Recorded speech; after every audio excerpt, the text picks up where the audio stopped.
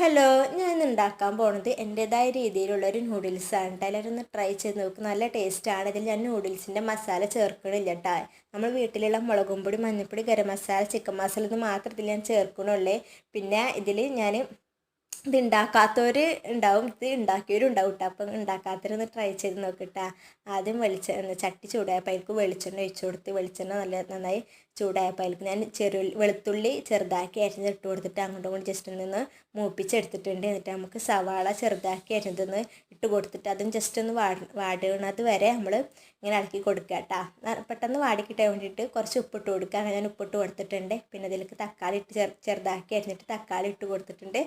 ഒന്ന് നന്നായി ഇളക്കിയിട്ട് ഒന്ന് സവാളയിൽ ഒന്ന് ഇങ്ങനെ കട്ട കലിയണത് വരെ, അതിൻ്റെ കട്ടൊക്കെ ഒന്ന് ഉടയണത് വരെ ഞാനതിൽ നന്നായി മിക്സ് ചെയ്ത് കൊടുക്കുന്നുണ്ട് കേട്ടോ. ഞാൻ അതിലേക്ക് നമ്മൾ മുളകും പൊടി, മഞ്ഞൾപ്പൊടി, ഗരം മസാല, ചിക്കൻ മസാല അതൊക്കെ ഇട്ടിട്ട് നന്നായി മിക്സ് ചെയ്യുന്നുണ്ട് കേട്ടോ. ഞാനിതിൽ നമ്മുടെ നൂഡിൽസ് പാക്കറ്റിൽ കിട്ടുന്ന മസാല ഉണ്ടല്ലോ, അത് ഞാനിതിൽ ഇട്ട് കൊടുത്തിട്ടില്ല കേട്ടോ.